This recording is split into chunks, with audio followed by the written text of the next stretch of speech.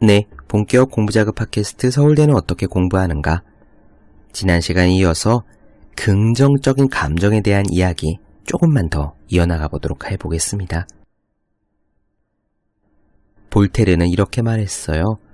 우리는 우리 자신의 정원을 가꾸어야 한다. 앤서니 라빈스는 우리가 우리의 마음의 정원에 심을 만한 감정의 씨앗들을 몇 가지 알려줍니다. 사실 긍정적인 감정은 저절로 생겨나는 것이 아니지요.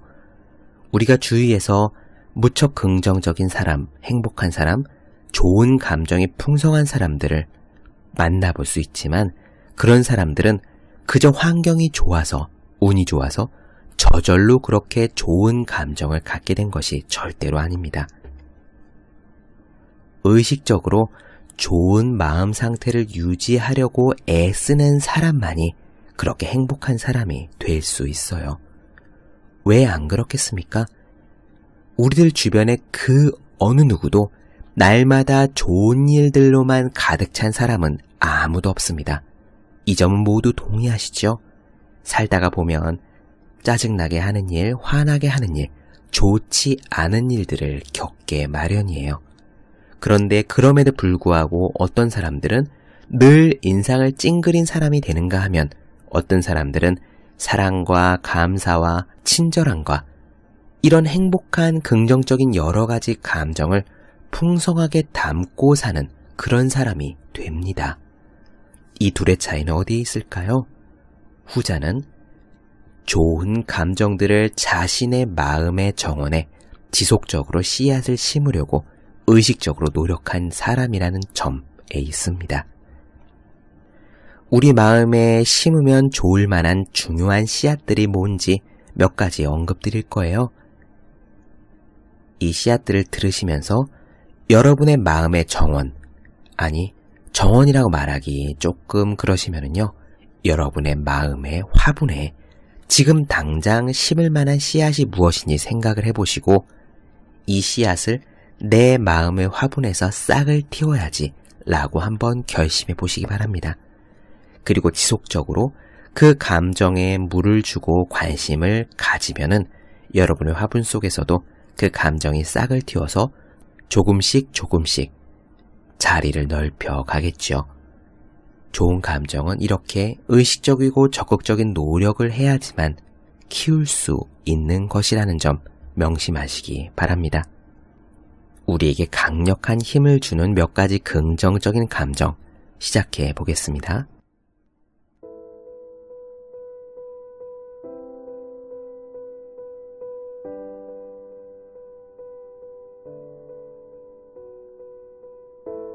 첫 번째는요, 사랑과 온정입니다. 지속적인 사랑의 표현은 우리가 맞닥뜨리게 되는 어떠한 부정적인 감정도 녹여 없앨 수 있죠.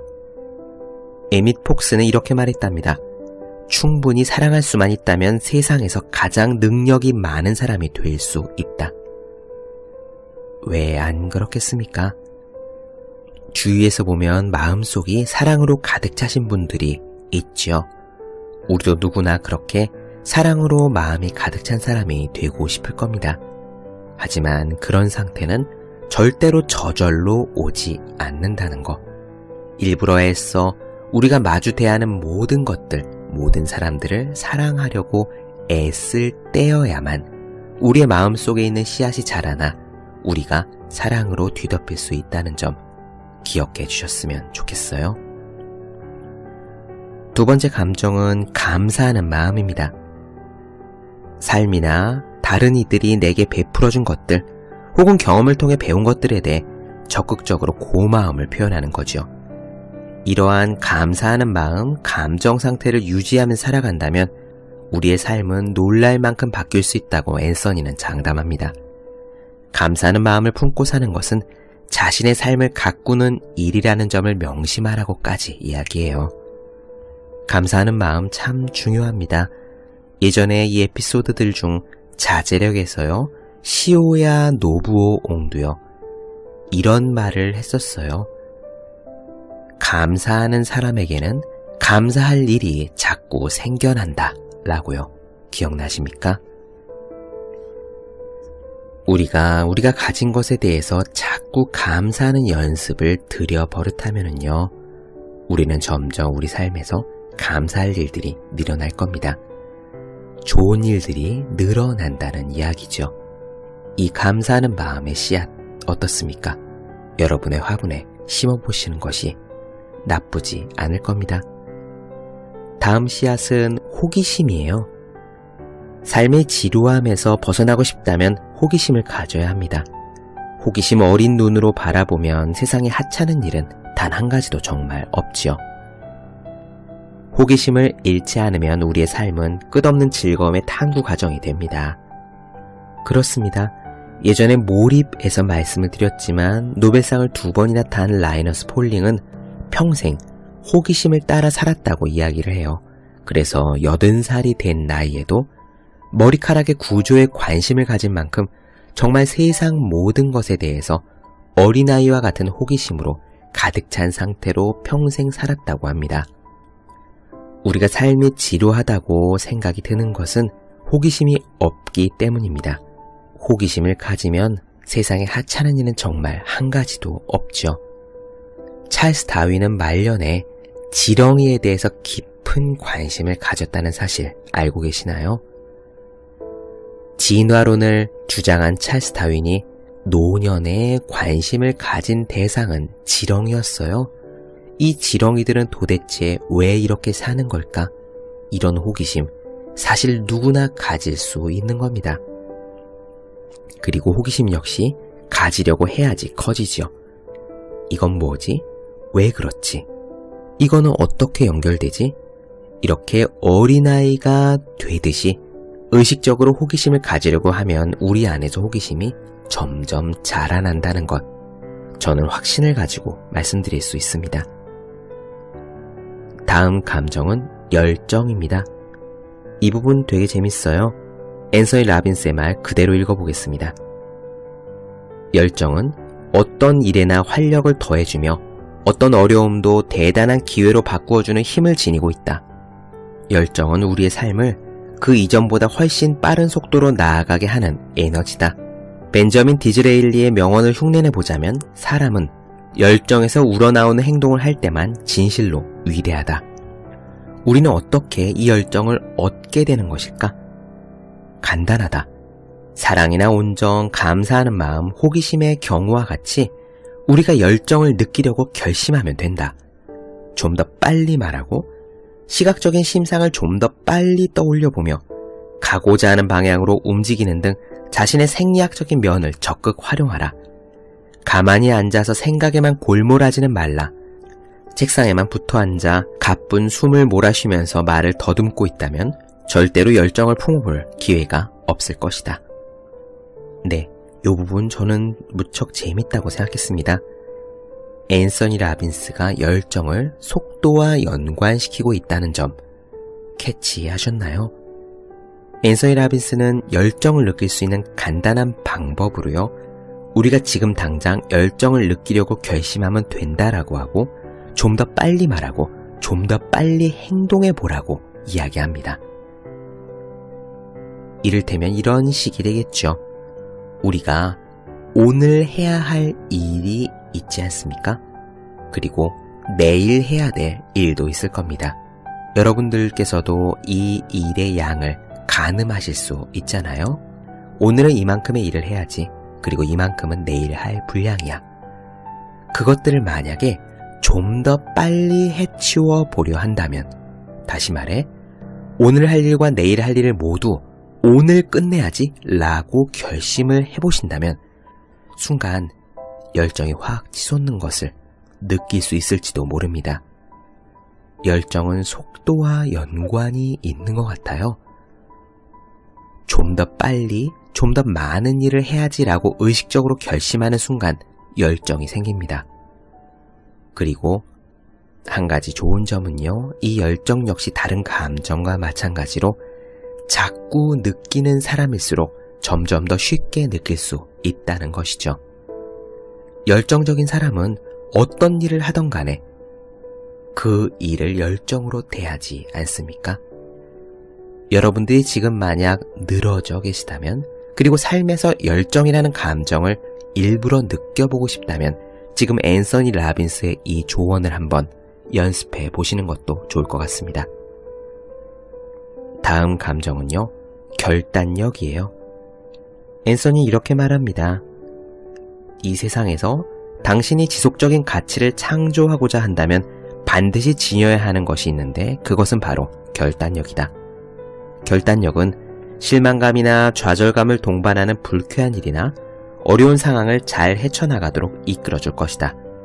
결단력 있게 행동한다는 것은 다른 가능성을 모두 배제한 상태에서 적합한 결단을 내린다는 뜻이다. 결단력만 있다면 어떤 일이든 성취할 수 있다. 그리고 그것이 없다면 실망감과 좌절감을 맛볼 수밖에 없다. 어떤 대가나 두려움이 있더라도 행동을 취하려는 의지만 있다면 우리는 용기를 불러 일으킬 수 있다. 네, 이 결단력에 대한 부분은 앞에서 에피소드로 아예 다루어 드렸죠. 결단력만 있다면, 진정한 결단만 있다면 우리는 어떤 일이든 성취할 수 있다는 점 기억나시나요? 다음 감정으로 넘어가 보도록 하겠습니다. 이번에는 자신감입니다. 자신감, 누구나 갖고 싶은 감정이지요. 흔들리지 않는 자신감은 우리 모두가 바라는 겁니다. 그런데 앤서니는요, 자신감을 가질 수 있는 비결로 이렇게 이야기하네요. 한 번도 접해보지 못한 상황에서도 자신감을 지속적으로 유지할 수 있는 유일한 비결은 믿음을 갖는 거라고 말합니다. 자신이 누리고 싶은 감정이 불확실한 어느 미래에 저절로 나타나줄 때까지 마냥 기다리지만 말고요. 지금 당장 그 감정을 느낄 수 있다고 믿고 자신감을 갖고 상상해 보라는 거예요.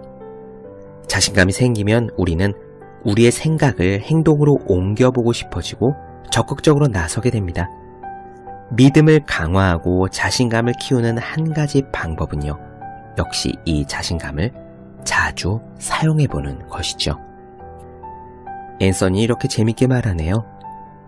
내가 여러분들한테 구두끈을 제대로 묶을 수 있느냐고 묻는다면 여러분은 자신만만하게 그렇다고 대답할 것이다. 왜 그럴까? 구두끈을 수백 번도 더 묶어보았을 테니까. 이와 마찬가지로 자신감도 계속 사용하는 연습을 한다면 모든 면에서 놀랄 만큼 삶이 풍요로워질 것이다. 네, 예전에 이 내 안에 잠든 거인을 깨워라 에피소드에서 빌 게이츠였던가요? 우리는 보통 어떤 일을 성공한 다음에야 그것에 대해 자신감을 갖는데 빌 게이츠처럼 큰 성공을 거둔 사람은 어떤 일을 직접 해내기 전에도 그것에 대해 자신감을 우선 갖고 그 자신감을 바탕으로 일에 매달려서 실제로 그것을 성취해내었다라고 말씀드렸습니다. 어떤 것을 실제로 성공하기 전에 자신감을 가질 수 없다면 우리가 자신감을 가질 수 있는 대상은 너무나 협소한 것이 될 거예요. 일단 우리 안에는 능력이 있다고 믿고 자신감을 가진 다음에 그것에 임한다면 어떤 일이든 우리가 성공할 가능성은 훨씬 높아지고 이러한 자신감 역시 눈덩이처럼 점점 불어나서 우리는 자신감으로 가득 찬 사람이 될 수 있습니다. 마지막 한 가지만 더 보죠. 활력이라는 감정입니다. 앤서니 라빈스의 목소리 그대로 읽어볼게요. 이 활력을 키우는 일은 아주 중요하다. 자신의 몸을 돌보지 않는다면 긍정적인 감정을 즐기기가 어려울 것이다. 신체의 활력은 얼마든지 노력해서 얻을 수 있으며 몸과 마음은 따로 떼어놓을 수 없다는 점을 기억하자. 갑자기 기분이 나빠졌다면 기본적인 사항을 살펴보라. 호흡 상태는 어떤가? 사람들은 심한 스트레스를 받으면 숨쉬기를 멈추고 호흡이 얕아지며 자신의 생기를 갉아먹는다. 건강의 기본은 제대로 된 호흡이다. 또 하나 중요한 요소는 정신적인 면을 강인하게 가꾸는 일이다. 그렇다면 어떻게 해야 할까? 건강한 몸에 건강한 정신이 깃든다는 사실을 기억하고 휴식과 재충전의 시간을 반드시 갖도록 한다. 하지만 이러한 휴식과 재충전은 너무 길어져서는 안 된다. 흔히 생각하는 것과는 반대로 가만히 앉아있다고 해서 힘을 아낄 수 있는 것은 아니다. 오히려 움직이지 않으면 피로가 가중될 뿐이다. 사람의 몸은 에너지를 얻기 위해서 움직일 필요가 있게 되어 있다. 어느 정도까지는 에너지를 비축하는 것보다 사용하는 것이 훨씬 더 활기가 돈다는 이야기다. 몸을 움직이면 몸속으로 산소가 흘러들어 활기 넘치고 긍정적인 감정이 만들어지는데, 그러면 살아가면서 겪게 되는 부정적인 감정들을 다 처리할 수 있는 힘을 발휘할 수 있다. 그러므로 지속적인 열정의 원천이 되어준다는 점은 말할 것도 없고, 살아가면서 겪게 될 모든 감정에 적절하게 대처하는데도 이 활력이 굉장히 중요하다는 점 잊어서는 안 된다. 네, 제가 피곤할 때, 이미 피로에 가득 쩔어서 회사에서 퇴근할 때 힘을 얻기 위해서 일부러 헬스장에 간다는 거 여러 차례 말씀드렸죠. 운동을 해야 힘이 생깁니다. 땀을 내야 힘이 생기고요. 몸을 움직여야 힘이 생깁니다. 몸이 노곤하다고 해서 곧장 집으로 들어오면 사실 저는요, 이렇게 팟캐스트를 하거나 글을 쓰거나 책을 읽을 에너지가 없어요. 그냥 밥을 먹고 오히려 인터넷 조금 하다가 이불 속으로 기어들기 쉽습니다. 아무리 피곤해도 일부러 힘을 내어 운동을 조금 하면 오히려 몸에 힘이 돋고 그 힘으로 다른 일들을 할 수 있죠. 여러분들도 피로할 때 몸을 살살 움직여 보시는 방법 한번 해보시기를 저는 강력하게 권해드립니다.